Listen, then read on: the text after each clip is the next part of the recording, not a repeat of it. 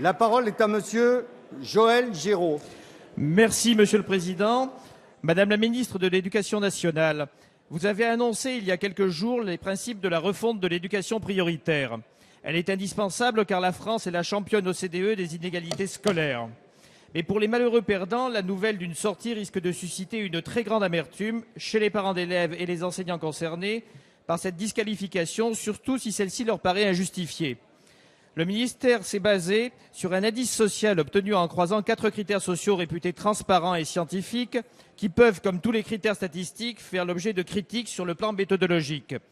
Maire d'une commune classée en ZEP où 80% des emplois privés sont saisonniers, j'apprends que je croule sous les CSP+, car être moniteur de kayak 2 mois d'été et de ski 4 mois d'hiver vous classe dans une catégorie supérieure, même avec 6 mois de chômage.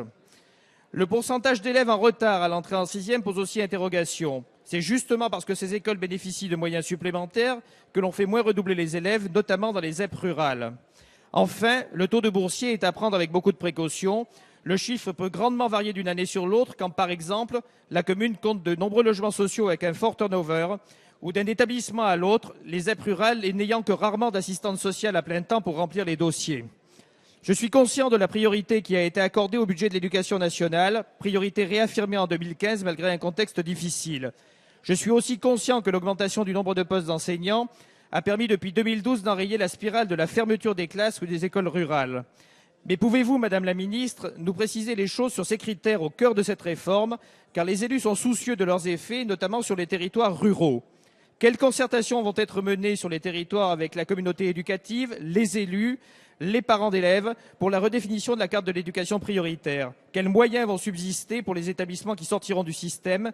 Quelle place va être celle de la ruralité et de la montagne dans la réforme plus globale de l'allocation des moyens? Et enfin, peut-on généraliser sur ces territoires les conventions pour l'aménagement du territoire scolaire à l'image du Cantal? La parole est à Madame Najat Vallaud-Belkacem, ministre de l'Éducation nationale, de l'Enseignement supérieur et de la Recherche. Oui, merci Monsieur le Président, Mesdames et Messieurs les députés, Monsieur le député Giraud. Oui, nous réformons l'éducation prioritaire, d'abord parce que ces résultats mitigés ces dernières années nous conduisent à repenser les moyens de la faire réussir, tout simplement, et notamment, c'est ce que nous faisons depuis 2012, en revalorisant véritablement le travail des enseignants sur place et en accompagnant les élèves, les enfants, dès le plus jeune âge, y compris avant l'âge de 3 ans. Mais nous la réformons aussi parce qu'il s'agit de s'adapter à une réalité sociale et qu'aujourd'hui, la carte de l'éducation prioritaire est assez déconnectée de la réalité des difficultés sociales. Pour la réactualiser, nous nous appuyons sur un indice social que vous avez rappelé, qui a vocation à mesurer la difficulté sociale, notamment grâce à la proportion de catégories socio-professionnelles défavorisées et au taux de boursiers.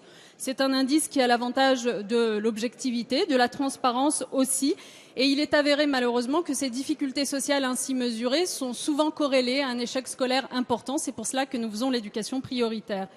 Nous faisons aussi en sorte de prendre en compte la réalité de terrain. J'ai demandé au rectorat d'ouvrir la concertation avec les élus locaux, et vous êtes concernés, pour ajuster cette nouvelle carte au plus près de la réalité.